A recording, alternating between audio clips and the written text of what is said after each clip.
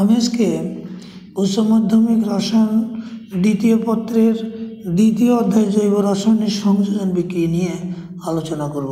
সংযোজন বিক্রিয়া হলো যে বিক্রিয়ায় একাধিক বিক্রিয়ক একত্রে যুক্ত হয়ে একটি উৎপাদ তৈরি করে, সেটাকে বলি সংযোজন বিক্রিয়া। আবার ইলেকট্রোফিলিক সংযোজন বিক্রিয়া কাকে বলি? যে সংযোজন বিক্রিয়ায় আক্রমণকারী বিকারক একটি ইলেকট্রোফাইল হয় তাকে ইলেকট্রোফিলিক সংযোজন বিক্রিয়া বলে। যেমন ইথিন হাইড্রোজেন ব্রোমাইডের সাথে বিক্রিয়া করে ডাইব্রোমো ইথেন তৈরি করে। এখানে HBr হলো আক্রমণকারী বিকারক এবং সেটা ইলেকট্রোফাইল।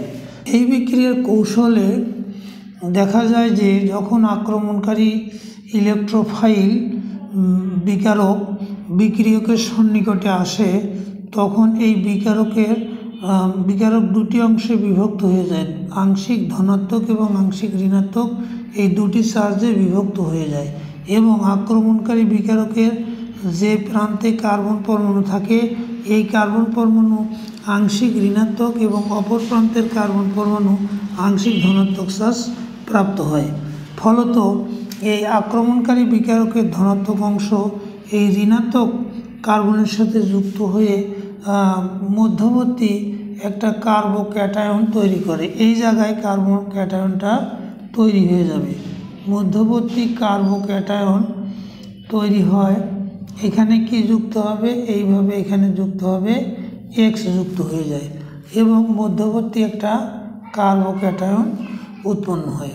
এখন এই মধ্যবর্তী কার্বন ক্যাটায়নের সাথে এই আক্রমণকারী বিকারকের ঋণাত্মক অংশ অর্থাৎ ক্ষারীয় অংশ দ্রুত যুক্ত হয়ে চূড়ান্ত উৎপাদ তৈরি করে। এখানে XY চূড়ান্ত উৎপাদ। এখানে যদি হাইড্রোজেন যুক্ত হয়ে যায়, যেমন CH2 ডাবল বন্ড CH2, এখানে হাইড্রোজেন যুক্ত হলে তখন ওই পাই বন্ধন ভেঙে গিয়ে দুটার সাথে দুটো হাইড্রোজেন দুটো কার্বনের সাথে যুক্ত হয়ে ইথেন তৈরি করবে।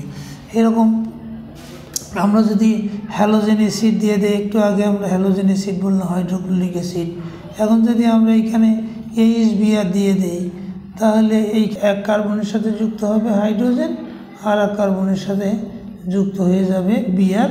যদি অপ্রতিসম কার্বন হয় সেক্ষেত্রে মার্গনিক হবে, নিয়ম অনুযায়ী যুক্ত হবে। এরকম করে যাই যুক্ত করি না কেন আমরা এর সাথে সেটাই এই দুটো কার্বনের সাথে যুক্ত হয়ে সংযোজন উৎপাদ তৈরি করবে।